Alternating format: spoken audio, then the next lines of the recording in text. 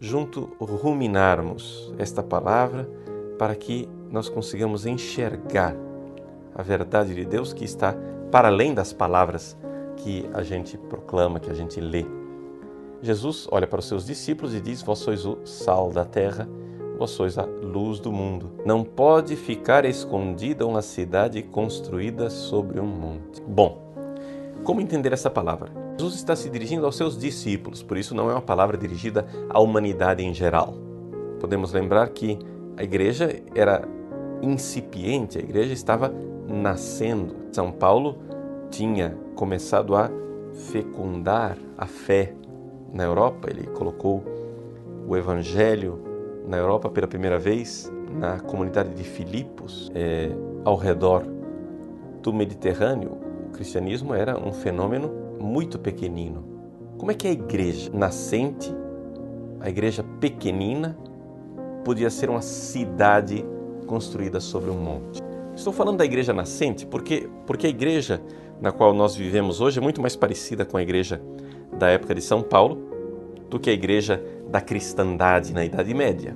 Ou seja, na Idade Média, a Europa inteira era cristã, as sociedades, os reis, todo o sistema, o tecido social se movia no contexto de cristianismo. Mas hoje isso já não é mais verdade.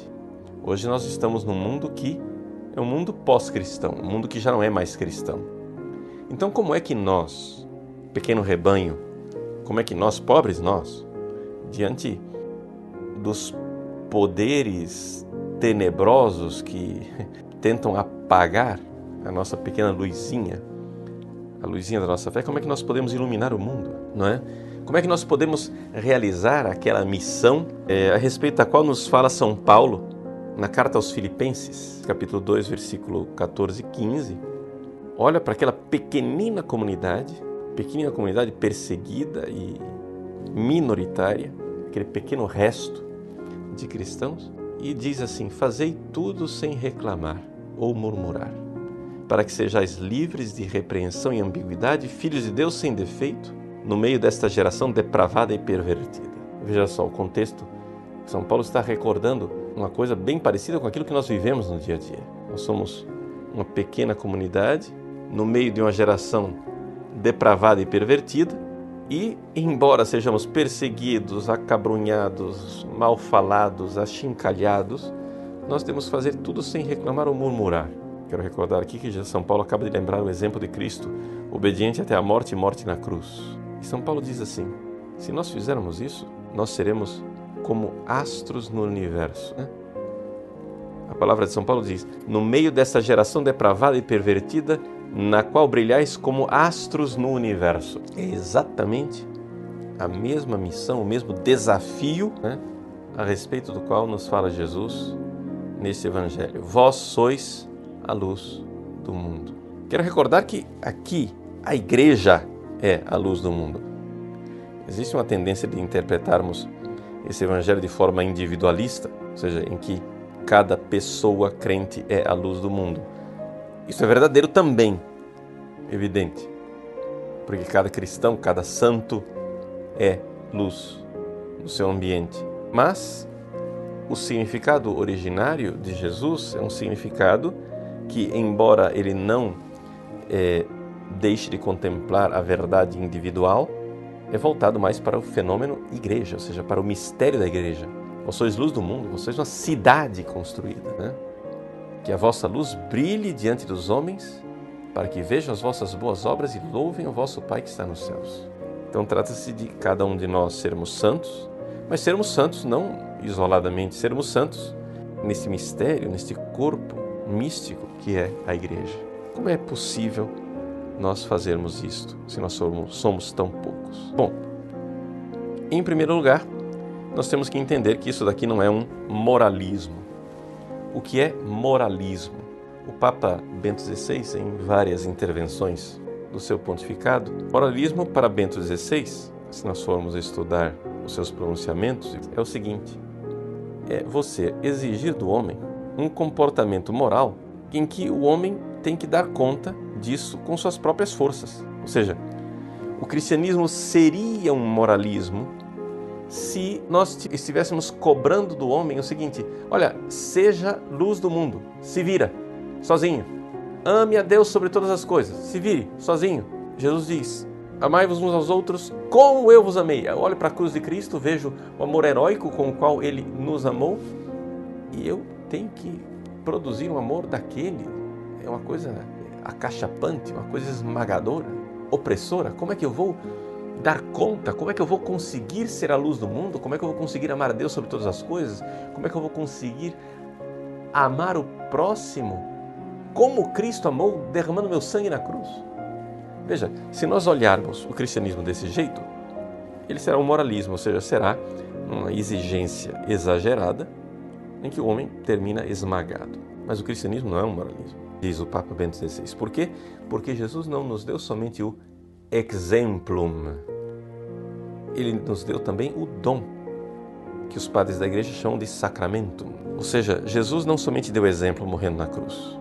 Jesus nos dá o dom, nos dá a graça, nos dá a possibilidade, a capacidade de nós vivermos este amor. Eis aí por que o cristianismo não é um moralismo. Eis aí por que Jesus olhar para nós e dizer, para esse pequeno resto de igreja, vós sois a luz do mundo, Ele não está colocando nos nossos ombros um fardo pesado. Não. Aprendei de mim, o meu jugo é leve, o meu fardo é suave. Por quê? Porque Ele não somente nos dá o exemplo, Ele nos dá o dom. E que dom é esse? O dom do Espírito Santo, a graça criada, que é derramada em nosso coração. O Espírito Santo derramado em nosso coração, ele produz em nós uma semente de glória que nos torna capazes de amar, como Cristo amou. Ou seja, Jesus não somente nos dá o exemplo, Ele nos transforma. Trata-se de uma transformação, de uma metaba. Jesus transforma o nosso eu. É assim que nós podemos ser luz do mundo. Lavados no batismo, nós podemos iniciar um processo de transformação de nosso próprio eu.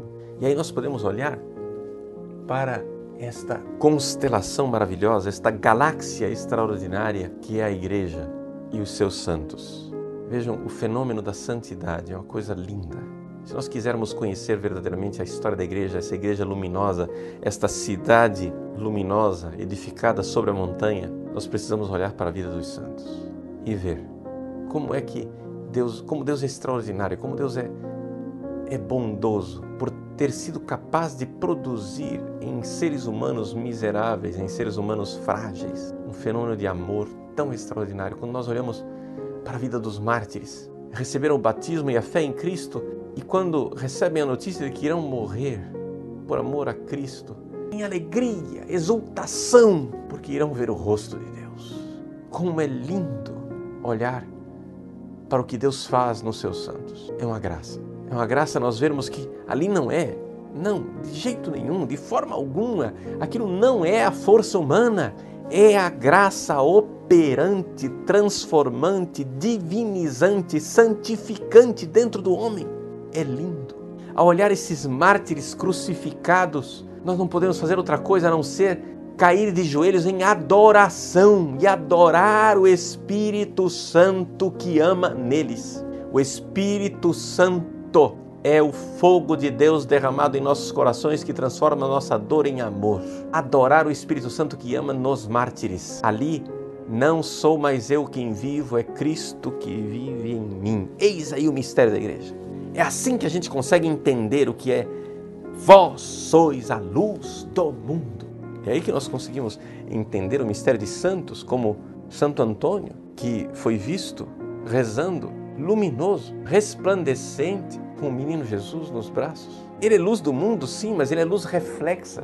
Ou seja, seu corpo fica literalmente luminoso, porque cheio do Espírito Santo de Deus. Ou seja, ali ele amando Jesus, o menino, ele não está amando com o amor dele, é o Espírito Santo nele que ama. Ou seja, essa intuição extraordinária, que é a intuição, por exemplo, de Santa Teresinha do Menino Jesus, que faz com que ela seja a grande doutora da igreja, que é a intuição de que nós não amamos Deus com o nosso amor. Não somos capazes. É Deus que nos dá o seu amor para que com o seu amor nós o amemos. O Espírito Santo é isso. Somente assim somos luz do mundo. é a operação da graça. A graça, ela inicia já aqui na terra a vida que nós viveremos no céu. Ou seja, a graça é a glória de Deus no exílio desta terra, assim como a glória dos santos é a graça que chegou em casa. Os santos são gloriosos no céu porque a graça chegou em casa, chegou na casa do Pai.